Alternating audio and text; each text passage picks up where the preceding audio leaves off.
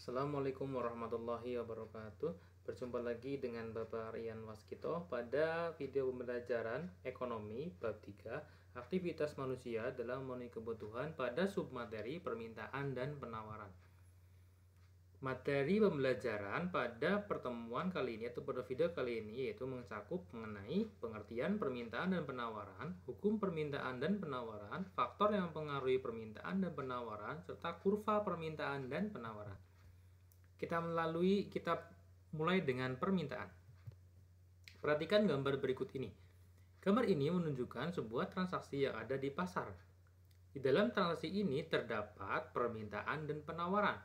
Permintaan dilakukan oleh seorang pembeli, sedangkan penawaran dilakukan oleh seorang penjual.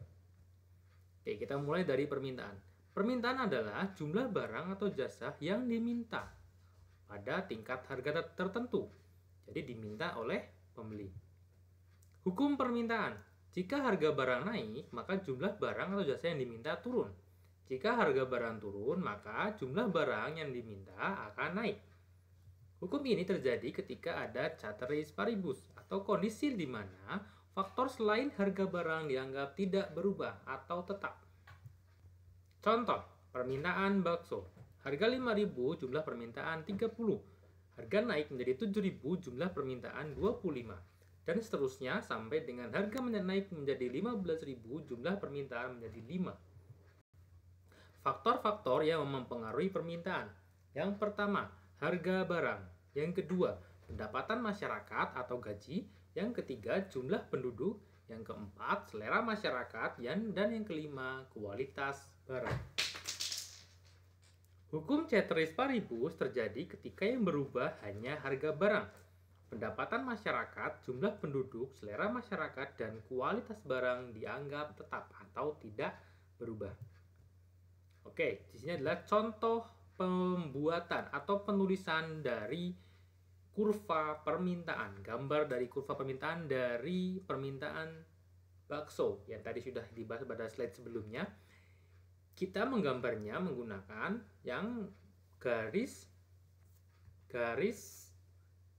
vertikal adalah harga, sedangkan garis horizontal adalah jumlah permintaan. Tinggal kita tulis, harganya 5.000, jumlah permintaannya 30. Harga 7.000, jumlah permintaan 25, dan seterusnya sampai harga 15.000, jumlah permintaan 5. Kurva permintaan adalah ini, kurva atau garis yang menghubungkan titik-titik ini. Disebut sebagai kurva permintaan. Kurva permintaan gambarnya adalah dari kiri atas ke kanan bawah.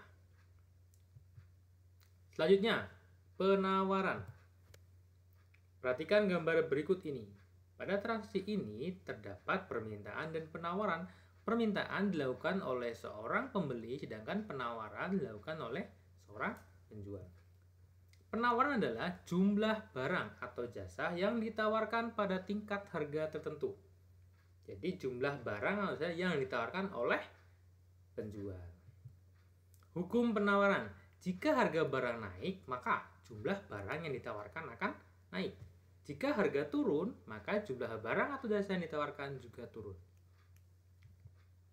Sama dengan permintaan, hukum ini terjadi ketika faktor-faktor selain harga dianggap tidak berubah atau tetap, atau disebut sebagai ceteris paribus. Contohnya, sekarang adalah penawaran bakso. Ketika harganya 5.000, jumlah yang ditawarkan 10. Ketika harganya 7.000, jumlah yang ditawarkan 15, dan seterusnya. Ketika harga melonjak menjadi 15.000, maka jumlah yang ditawarkan menjadi 35. Kenapa bertambah? Karena ketika harga semakin tinggi, semakin naik, maka seorang penjual akan memiliki keinginan untuk mendapatkan laba atau keuntungan lebih banyak, sehingga dia yang ditawarkan lebih banyak. Faktor-faktor yang mempengaruhi penawaran. Yang pertama adalah harga barang. Yang kedua, biaya produksi untuk bahan-bahan atau mungkin cara-cara yang digunakan untuk memproduksi barang atau jasa tersebut. Yang ketiga ada pajak. Yang keempat ada kemajuan teknologi. Jadi hukum ceteris paribus tadi yang berubah hanya harga barang. Biaya produksi, pajak, kemajuan teknologi dianggap tetap atau tidak berubah. Oke, penggambarnya seperti ini. Ini ada contoh gambar dari kurva penawaran. Dari tabel tadi bisa kita gambarkan. Jadi ketika harganya 5.000, maka penawarannya 10.